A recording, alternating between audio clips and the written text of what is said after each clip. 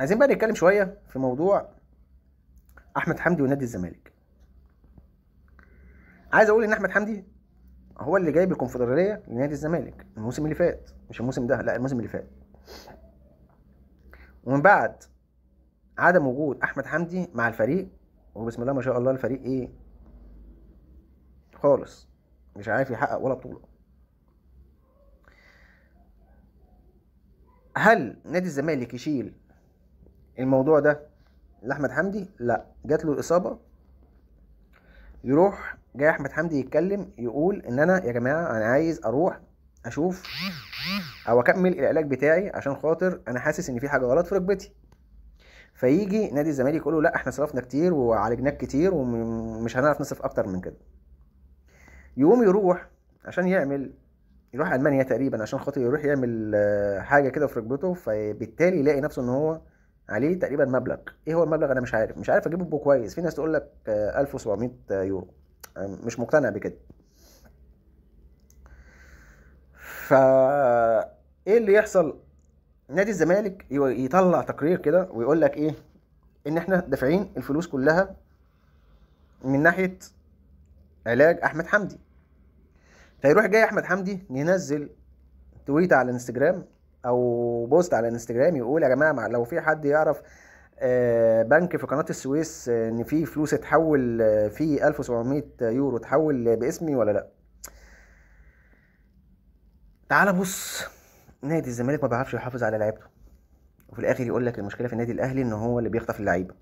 يعني لما النادي الاهلي تعاقد مع احمد سيد زيزو طلع يتكلم مع ابراهيم فايق قال كل مشاكل كل الزمالك. هل الزمالك تسكت؟ لا، يقعدوا يقولوا ده كذاب، ده مش عارف ايه، ده احنا عملنا قد ايه، ده احنا مش عارف سوينا ايه، ده احنا تمام. ونفس الكلام بيحصل مع احمد حمدي وبرضه بيطلعوا.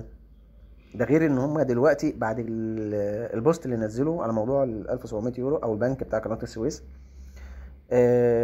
يقول لك ان نادي الزمالك او مجلس اداره نادي الزمالك بتكلف مدير الكوره بغرامه احمد حمدي بربع مليون جنيه عشان خاطر يبقى عبره لكل الفريق.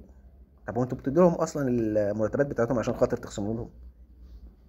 مش فاهم وحياة ربنا. يعني انت تعالى بص كده، انت مش عارف تحافظ على لعيبتك ومش عارف تدفع الرواتب بتاعت لعيبتك وكمان بتغرمهم وكمان مش عارف تعالجهم وكمان مش عارف. يا راجل ده انا ابراهيم شيكا كان هيبوس ايديكم تعبان بواحد بيموت قدامكم، ما فكرتوش ان كنتوا تروحوا حتى كمان تزوروه. ده مراته طلعت قالت لكم ان كنتوا بعتوا لها ظرف ب 3000 جنيه. من ناحيه تانية سعد مصطفى اللي مات برضه بنفس المرض بتاع ابراهيم شيكا. تعال بص على الناحيه الثالثه، احمد سيد زيزو عراهم، لان فعلا بتتكلم ان هو لاعب بيعمل كل حاجه بس في نفس الوقت مش لاقي مقابل. الفلوس اللي عاملين بيها عقد مش عارف اخدها من نادي الزمالك. اللاعب احمد حمدي عايز يتعالج، جايب لك بطوله انت خدت من وراها تقريبا 2.5 مليون دولار. مش عارف تروح تعالج لاعب هو جاب لك بطوله، وكمان جاي تغرمه عشان خاطر طلع يتكلم. بجد وحياة ربنا تعالى بص كده على نادي الزمالك. طب انت تفكيرك فين؟ طب الجمهور مش شايف الكلام ده كله وشايف ان الاهلي هو السبب في اللي بيحصل في نادي الزمالك؟ بجد انا بستغرب من جمهور نادي الزمالك. انت شايف المشاكل قدام عينك وشايف ان في لعيبه بتستنجد بنادي الزمالك، وفي نفس الوقت نادي الزمالك ما بيساعدش اي حد، وعايز اللعيبه تكمل على اي اساس؟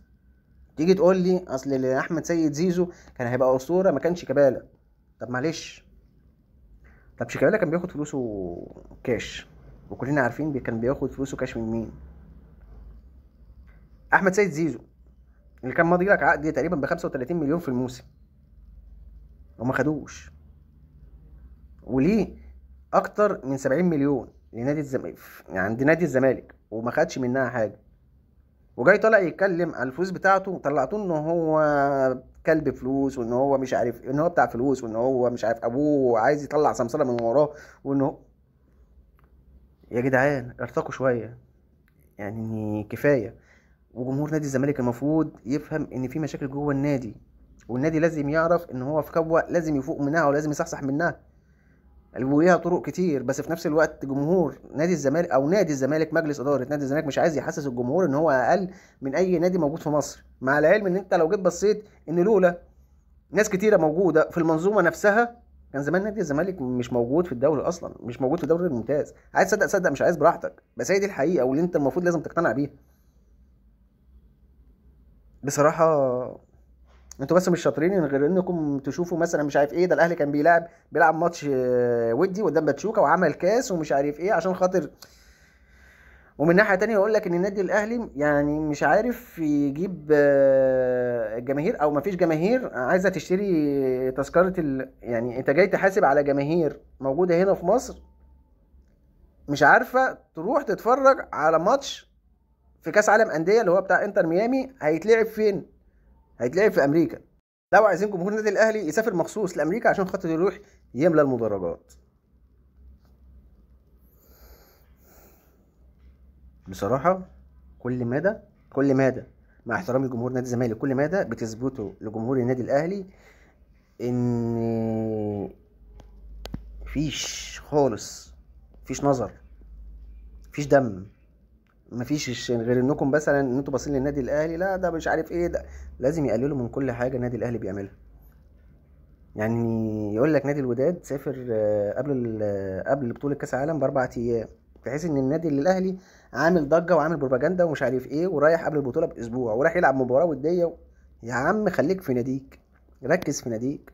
النادي بتاعك تقريبا بسبب كرهك للنادي الاهلي ابتدى خلاص مش موجود،